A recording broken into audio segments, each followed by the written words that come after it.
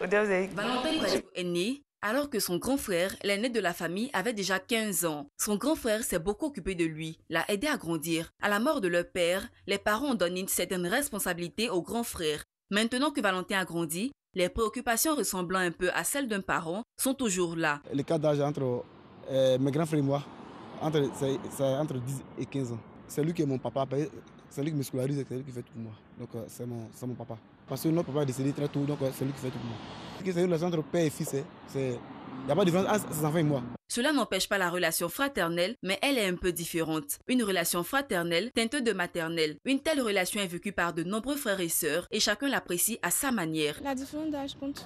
Ça compte beaucoup pour moi. Parce que je me dis que normalement c'est l'aîné qui prend des décisions par rapport à la plus petite. Et ensemble, on peut en discuter, débattre pour avoir un point de vue commun. Bon, j'ai pas grande relation avec elle. C'est juste allô, comment tu vas, bonjour, et puis bon, c'est tout quoi. Il n'y a pas trop d'affinité entre nous. L'écart d'âge entre nous, c'est 10 ans. Elle me voit comme la dernière de ses sœurs, la cadette en tout cas. Du genre, je ne peux pas lui donner un conseil pour qu'elle puisse appliquer quoi. C'est bon pour la maman en tout cas. Je trouve que c'est pas normal hein. En tant que petite sœur, bien s'il y a des dits sur une personne, tu peux lui donner des conseils. Je ne vois pas où est le problème, pourquoi il va compter pour moi, puisque moi, ma petite sœur, il y a un différent âge, puisque je la dépasse de 18 ans, non. Je ne trouve pas qu'il y a un problème pour ça. Elle m'appelle Tonton. Moi-même, j'ai l'intérêt de m'appeler Tonton, puisque je suis son grand frère. Elle n'a pas le droit de m'appeler Tonton, je dois m'appeler Claver, par mon nom. Donc, elle m'appelle, c'est maintenant l'habitude à m'appeler Claver. Je me vois à la place du papa. Parce que c'était comme j'avais les moyens, mes petites sœurs devaient être auprès de moi. J'ai de très très bonnes relations avec mon aîné. Très très bonnes, on s'entend parfaitement bien. On va dire on est plus amis que sœurs. On se parle de tout, de rien. Donc ça va. Il y a 10 années entre nous. C'est plutôt une conseillère, une grande sœur. Elle est toujours à l'écoute, connaître les besoins de tous et de chacun. Dans la mesure du possible, elle aide. Elle est sans façon en fait. Et moi, je l'appelle ma petite maman parce que c'est plutôt elle qui s'occupait de moi. Donc, mais elle n'est pas pour autant possessive ou dictateur comme on le dit. Elle est plutôt à l'écoute. Elle est très très très ouverte. Une relation parentale que fraternelle les coupe un peu du plaisir d'être ensemble et là, les échanges sont moins évidents. Mais avec le temps, plus on vieillit, témoignages de frères et sœurs, la situation a tendance à évoluer. Les écarts se resserrent, les différences s'estompent, on peut même devenir complice. En clair, les échanges sont plus faciles, les relations changent. Voilà, de retour sur le plateau de Matin Bonheur. Le décor est planté. Notre spécialiste, notre psychologue, Madame Bernadette Assou, est également installée. Madame, la première question qui me vient en tête, est-ce que la différence d'âge entre les frères et sœurs agit sur leur entente? Agit sur l'entente, on peut répondre non, véritablement. Mais le problème de l'entente, tel que vous le posez, c'est peut-être en termes d'affinité ou de rapprochement. En ce moment-là, on peut dire non, puisque par rapport aux différents témoignages, il y a que les personnes ne sont pas de la même génération. Et donc, il y a tendance à avoir peut-être s'installer des conflits de génération. Quand il y a 10 ans ou 15 ans, il y a entre les deux âges, il y a beaucoup de choses qui peuvent se passer. Et les intérêts ne sont plus communs.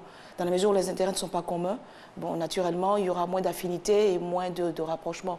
Donc cela peut être un problème parce que moi, j'ai dépassé l'adolescence. Je suis une femme presque accomplie. Et puis là, j'ai à m'occuper de ma petite sœur qui est encore dans ses poupées, alors que moi, je suis plutôt intéressée par le fiancé qui va venir. Vous voyez que les intérêts feront que la différence va se faire sentir tout de suite. Alors, je reste dans la même veine, hein, dans le même esprit que Nessie. Alors, est-ce que l'écart d'âge conditionne le respect? Absolument.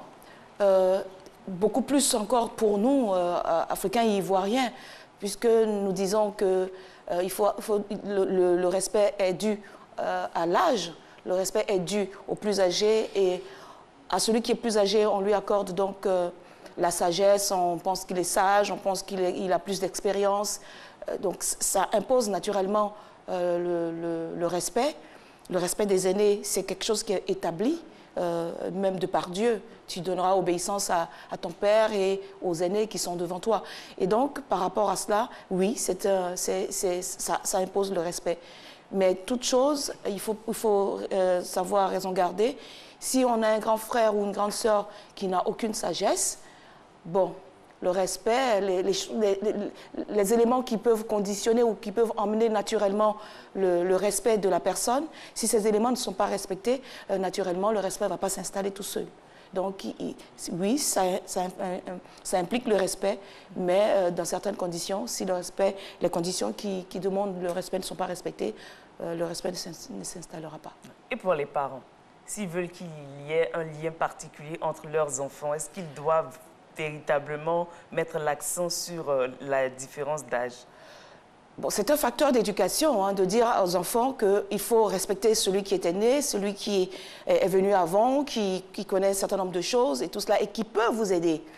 Parfois, les parents sont ce qu'ils sont. Et si les enfants sont nombreux, il faut voir les conditions de vie. Si les enfants sont nombreux, si les parents sont trop occupés, il y a beaucoup d'éléments qui peuvent rentrer en ligne de compte, de savoir qu'on peut compter sur celui qui est devant soi, qui est beaucoup plus âgé, qui a certainement traversé, même en 5 ans ou 10 ans, un certain nombre de choses, qui a appris des choses de par les parents et qui peut les transmettre beaucoup plus facilement parce qu'on se dit on est frères, ce n'est pas la hiérarchie des ordres, de l'autorité, mais c'est quand même la fratrie. Et dans la fratrie, il y a beaucoup plus de choses qui peuvent passer plus facilement qu'avec le père ou la mère qui sont l'autorité parentale. Dans l'élément, on a entendu des phrases du style « c'est mon papa, elle se prend pour ma maman, c'est bonjour, bonsoir entre nous on a parlé d'amitié, de conseils, de complicité. Parlez-nous un peu de l'univers, de la grande différence d'âge. C'est composé de quoi? Mais chacun vit son enfance et chacun vit sa vie, quel que soit l'âge. Si je prends par exemple la grande différence, le tout petit qui a 5 ans et le plus grand qui a peut-être 15 ans, ou même 20 ans, mais le tout petit, il va vivre dans son univers, dans son univers d'enfant de 5 ans, mais en sachant qu'il a un recours, il a un grand frère à qui il peut tendre la main, qui peut le conduire, qui peut l'accompagner, à qui il peut poser des questions, qui peut être son complice. Le tout dépend de la manière ou du mode éducatif instauré par les parents. Et surtout aussi, les raisons de cette différence d'âge. Si la différence d'âge est due du fait que les parents ont cherché longtemps et que naturellement les choses ne sont pas faites comme elles devaient se faire et que l'autre arrive beaucoup plus tard, l'investissement affectif que les parents mettront dans l'enfant qui arrive, parce qu'il a été véritablement désiré, on n'y pensait plus, on n'espérait plus rien. Puis 15 ans après, il arrive parfois, la maman se retrouve, si c'est une jeune dame qui a commencé à avoir son premier enfant à 30 ans, elle a 35 ans parce que le petit a 5 ans déjà. Et puis vous imaginez, 15 ans après, donc elle est déjà dans la cinquantaine, et un autre enfant arrive. Est-ce qu'on a la même énergie pour s'occuper de cet enfant-là? Qu'est-ce que j'y ai investi? Je n'y pense plus, je pense à ma ménopause et tout cela. Et puis un enfant vient. Est-ce qu'il est véritablement désiré au moment où il arrive? Est-ce que j'ai encore les ressources physiques, financières, affectives pour m'occuper de cet enfant? Dans quelles conditions il arrive? Et la raison aussi, ça peut être une recomposition familiale. Les parents se sont séparés, et puis je me retrouve avec maman ou avec papa, et c'est au bout de 10-15 ans que me vient un petit frère ou une petite sœur. J'en fais quoi? Est-ce que c'est mon petit frère véritablement, juste parce qu'on partage un parent? Ou bien je m'investis en me disant, oh, c'est mon petit frère, il est là, c'est mon petit frère. Bien entendu, avec l'écart d'âge, j'ai des préoccupations complètement différentes, des centres d'intérêt complètement différents. Qu'est-ce que j'en fais? Donc, ça peut être compliqué, mais ça peut être tout à fait aisé. Surtout que pour nous, en Côte d'Ivoire et particulièrement pour l'Africain, le problème ne se pose pas. Les choses sont préétablies et on rentre dans le moule et puis on y va. C'est naturellement pour cette raison que dans l'élément qui a été présenté, il y a quelqu'un qui disait « mais elle m'appelle tonton ». Je lui ai dit « non, je suis ton frère, ne m'appelle pas tonton ». Ça va de soi, parce que dans l'éducation africaine, les aînés, c'est l'obligation de respecter. Et donc, celui qui est au-dessus de moi, naturellement, on a envie de dire tonton, parce que c'est l'un des signes dans le langage aussi et dans le comportement qui dit c'est le respect, il est au-dessus de moi, il est bien plus âgé que moi et tout cela. Voilà. On a des aînés qui ont tendance à se prendre pour les parents, surtout quand le petit est beaucoup plus petit. Oui. Comment le petit frère doit se comporter face à cela, face à un aîné qui se prend pour le père ou la mère? C'est vrai que il faut savoir nous sommes où.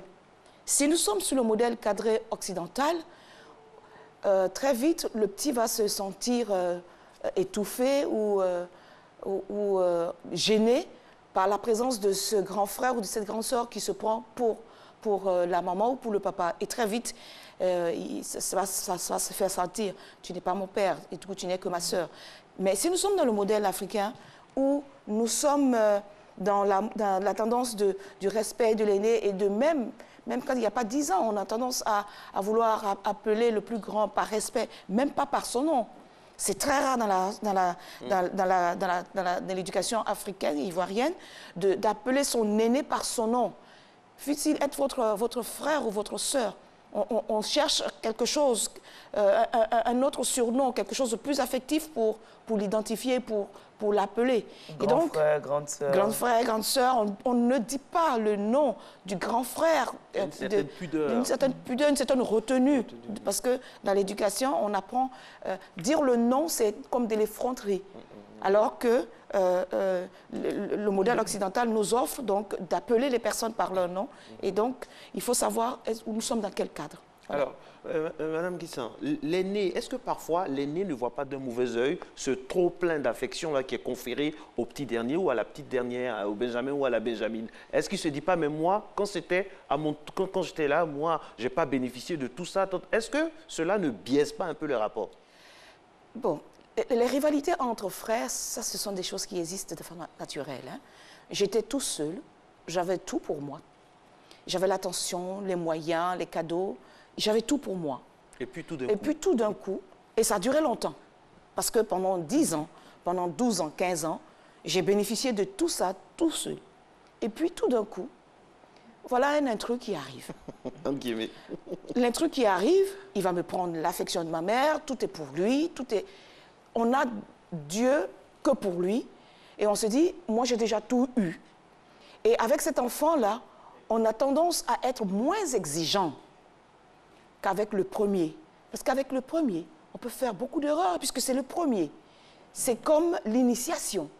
Mais quand un autre survient, ou peut-être entre les deux, il y a eu d'autres, on a eu le temps de voir les erreurs qu'on a commises et de corriger les choses et d'être peut-être moins sévère, d'être plus attentif, d'être plus relax. Et tout cela, l'aîné peut ne pas apprécier parce que quand on a un enfant aîné, c'est l'exigence que cet enfant est le modèle.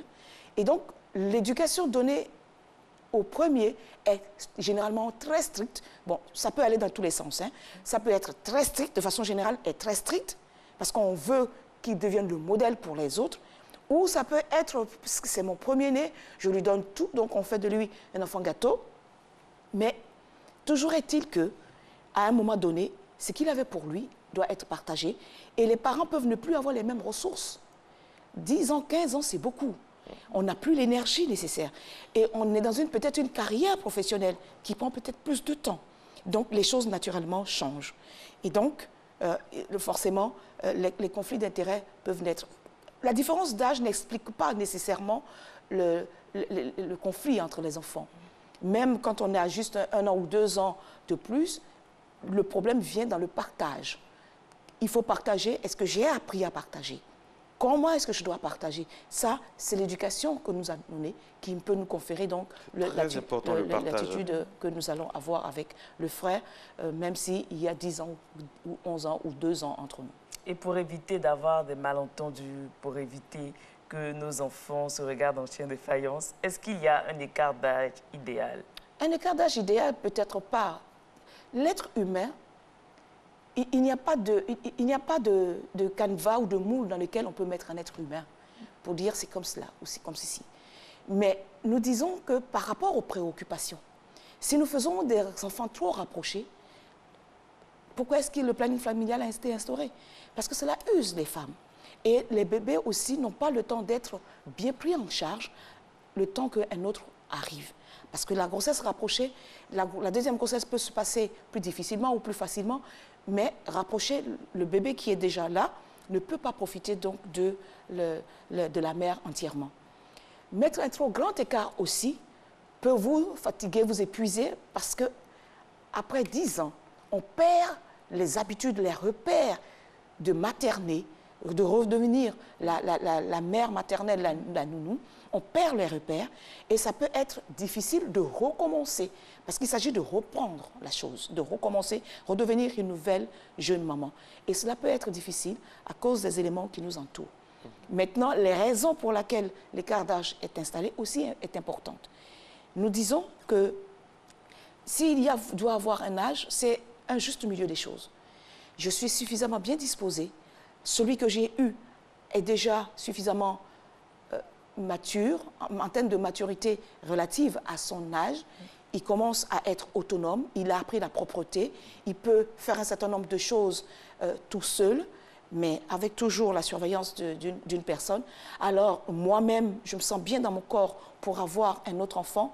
Dans mon entourage, avec la relation avec le père, ou la relation avec le père ou avec la mère est suffisamment bonne. Nous sommes dans une parfaite harmonie. Tous ces éléments aplanis, nous pouvons avoir et accueillir un deuxième ou un second enfant.